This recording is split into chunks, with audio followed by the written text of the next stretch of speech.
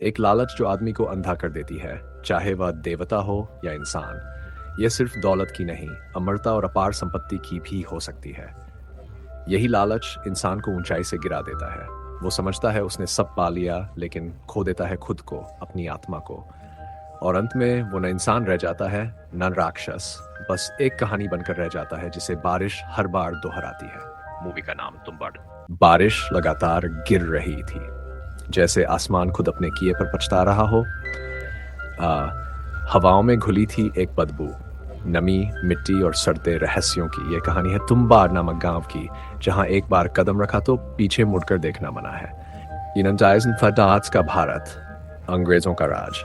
पर इस गांव में सत्ता किसी अंग्रेज के हाथ में नहीं, बल्कि एक ऐसे रहस्य के हाथ में थी जिसे लोग कहानी मानते थे, पर जो जिंदा था। एक माँ और उसका बेटा बारिश में भीगे हुए एक खंडहर हवेली में पहुंचते हैं, जहां उनका कोई रिश्ता नहीं बचा, पर फिर भी एक डोर उन्हें खींच लाई है।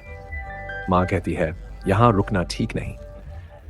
हवेली में एक बूढ़ा जमींदार पड़ा है जो हिल भी नहीं सकता, लेकिन मरा भी नहीं है। वह कुछ बड़बड़ा रहा है, हस्तर हस्तर, ये नाम जैसे जहर हो।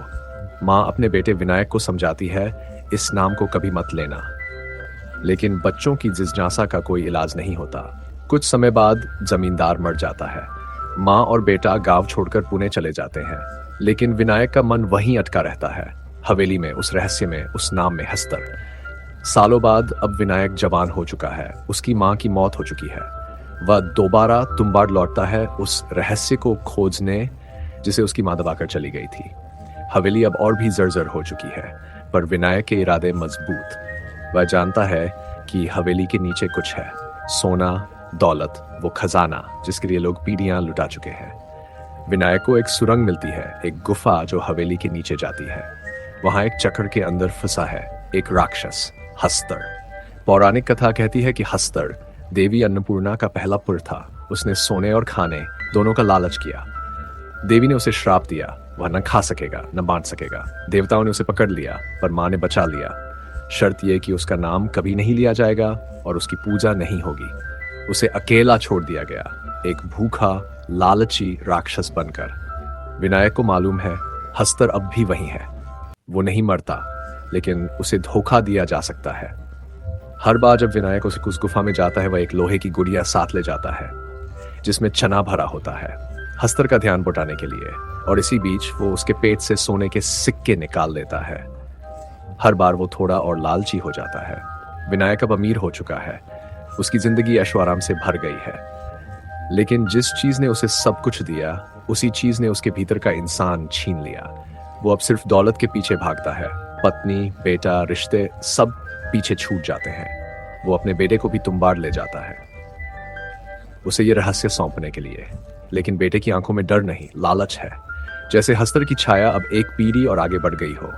इस बार दोनों, पिता और पुत्र, गुफा में साथ उतरते हैं, लेकिन गुफा अब वैसी नहीं रही।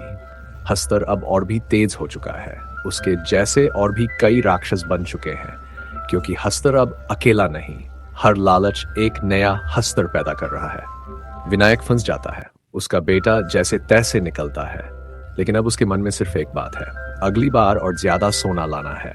बाहर निकलकर वो अपने पिता की मौत को चुपचाप स्वीकार कर लेता है। अब वो जानता है रहस्य, तरीका और रास्ता। अब वह अगला शिकार नहीं, अगला हस्तर बन चुका है।